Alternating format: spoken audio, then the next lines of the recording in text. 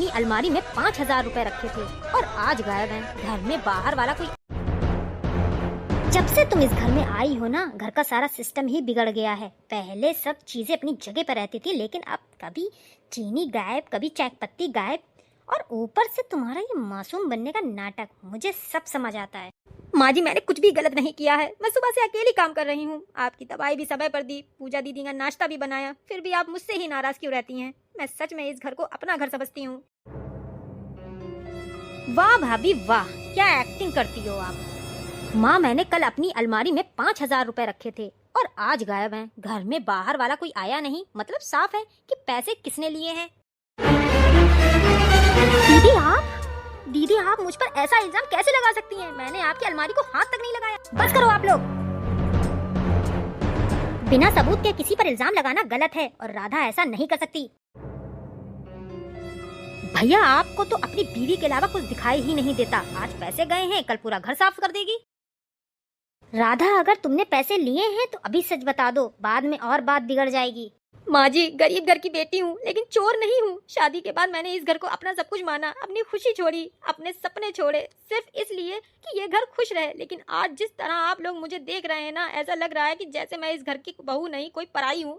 अरे सावित्री जी, आपकी बेटी पूजा तो बहुत जल्दी में मेरे घर अपना पर्स भूल गई थी। ये लो।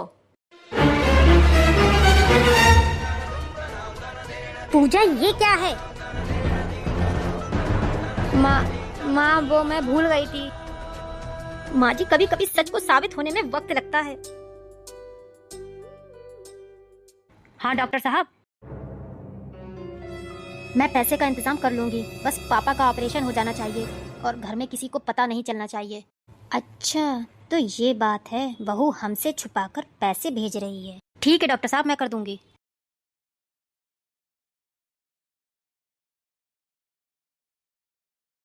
राधा, सच सच बता दो, तुम घर से पैसे किसके लिए भेज रही हो? माँ जी, मेरे पापा बहुत बीमार हैं, उनका ऑपरेशन होना है। शादी के बाद मैंने कभी आप लोगों से कुछ नहीं मांगा, क्योंकि मुझे डर था कि कहीं आपको लगे ना कि मैं अपने मायके वालों के लिए इस घर का पैसा खर्च कर रही हूँ। इसलिए मैं रात रात भर ऑनलाइन सिलाई का काम करती रही, ताकि अपने पापा की मदद कर सकूँ। राधा, तुमने मुझे भी नहीं बताया? मैं नहीं चाहती थी कि इस घर में मेरी वजह से कोई परेशानी आए।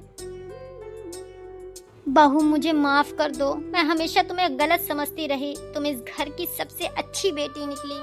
भाभी, मैंने आपको बहुत दुख दिया, मुझे माफ कर दीजिए। परिवार वही होता है जहाँ गलती होने पर रिश्ते टूटते नहीं, सुधर जाते हैं। आज से इस घर में कोई बहू बेटी अलग नहीं होगी।